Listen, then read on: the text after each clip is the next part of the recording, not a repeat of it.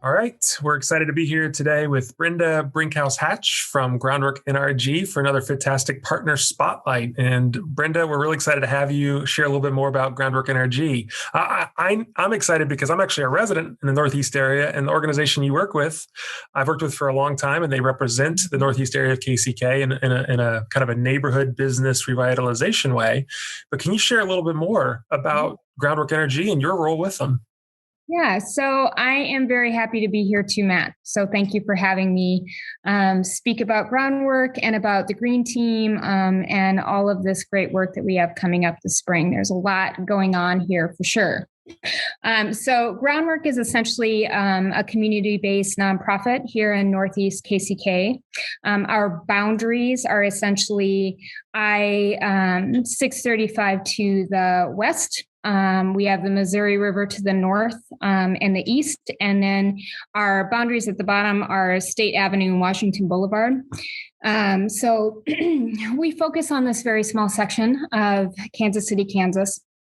We work really closely with all of the neighborhood associations that exist in our neighborhood. And our focus is essentially the environmental, economic, and social well-being of all of our residents. So we're promoting lots of different community engagement activities that involve green revitalization in the neighborhood. That's definitely one of my main focuses.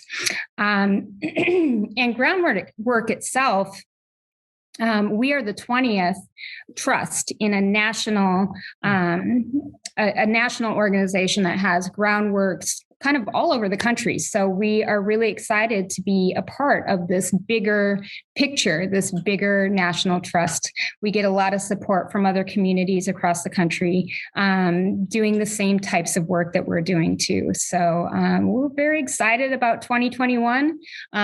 We are happy to be getting back out in the community and doing some outdoor face-to-face things coming up. So I'm happy to talk about all of that with you today. Yeah, that's great. And so, for folks that maybe aren't aware, weighing in is not just involved in the Fit-Tastic 1, 2, 3, 4, 5 Fit-Tastic messaging, but we've also recently released the Kansas City Physical Activity Plan. And through that, I've been able to be involved with infrastructure and parks and recreation strategies and priorities with a lot of folks across the Kansas City area. But specifically on the parks and recreation, there's been a lot of conversation about making sure that there's equitable investment in our green spaces so that people have access to physical activity in their neighborhoods. That includes connecting vacant lots and parks so people can find places to be physically active, whether that's actually going for a walk or gardening or just kind of getting outside, something we could all use more of right now with COVID. So can you talk a little bit more about that initiative that we've been working with you all on, which has been funded through the UMKC Health Equity Institute and their mini grants? Absolutely. So I actually just came on to Groundwork last fall as the Green Team Coordinator. So we have been working with the local high schools in the area, Sumner Academy and Wyandotte High School in particular, recruiting students for our Green Team. So our Green Team itself is ages 17 to 21. It combines environmental stewardship training on green infrastructure. It involves training on community engagement and how to be a leadership skills, as well as historic preservation and cultural belonging within this community. And so we just now are kicking off Green Team this spring with our first group of, I think we have 7 students so far signed up. And before they even get out into the community, before we even start these projects that we have sort of planned out and are hoping to get to, we are beginning by working with the students the last 4 weeks on a Green Team toolkit. So what's great about that is it's a YPAR method, so youth-based participatory action research, where the Green Team youth are actually developing this community engagement method, this technique that they're going to use when they begin engaging with these different communities. So for instance, we have a vacant lot in Douglas Sumner neighborhood that we are going to work to install green infrastructure on. So things like rain gardens and pollinator gardens, living fences, trees for shade and to bring down temperatures and all of these good things. So the students, the green team, are actually putting together a way to how do we communicate green infrastructure to the residents that might not be familiar with that term or what that even means. And we also think it's incredibly important for us to not even take that first step until we have spoken to the residents that actually live right there next to that vacant lot or within that community.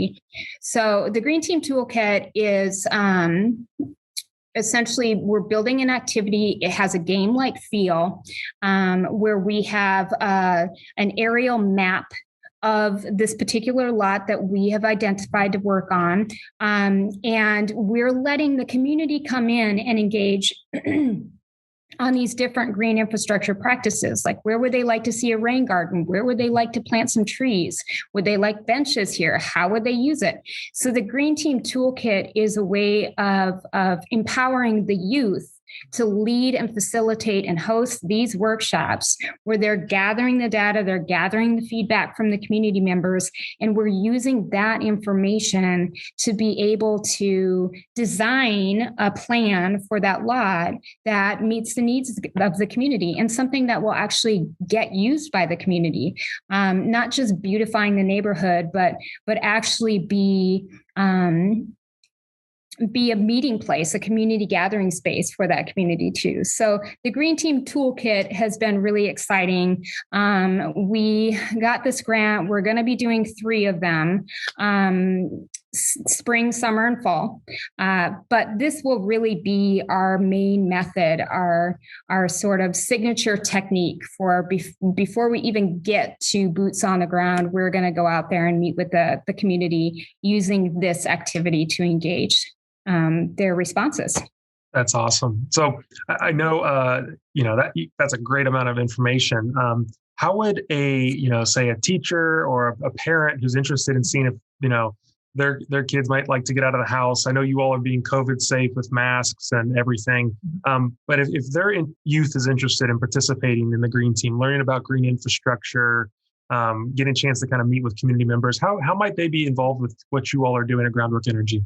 Mm-hmm. Well, absolutely. There's a lot of ways. So we are, we have a website. We have northeastkck.org that we are continually updating with new information about programs, youth programs, and other activities that we're doing in the community. We are also active on social media, Facebook, Instagram, but anybody can just email me, of course, and you can find my email on our website if you're interested in learning more about Green Team and how it works. Just a little background, this first session is around 10 weeks. So we started March 25th, 24th, and we'll wrap up the spring session May 26th. We're going to take a couple weeks break, kind of regroup, and then we'll start around June 8th. We'll run through the summer, another 8 to 10 week session. We'll take another kind of break, couple weeks, and then we'll start up for the fall, another 10-week session. So there's different ways that you can, whatever fits with different youth schedules. Everybody's schedule is very different. We try to be incredibly flexible about that. We meet in person, but we also do a lot of offsite project work days. We have been able to utilize Zoom for some of our meetings. So if some youth can't attend in person, we can still connect with them. So yeah, I would just say, the best way, if you're interested in Green Team for your child or your student, if you're a teacher, the best way is to just hit me up with an email, and I will give you probably way too much information, but we will get you looped into what's going on, because we are starting off hot with a lot of really great projects in the next 2 weeks, and they are already starting to pile up for the summer. Just amazing things that these kids are going to be doing in this community. And I know what's cool for me just to see is that these are kids from the community. They go to school in these neighborhoods. They live in these neighborhoods. So it's great to see them kind of being leaders in their neighborhoods, that they're being a part of helping support. So I love what you all are doing. And just real quick, plug away. Is there any upcoming events? I know you guys are doing some stuff with trees and food, but what are you? Where else is Groundwork out there in the community right now?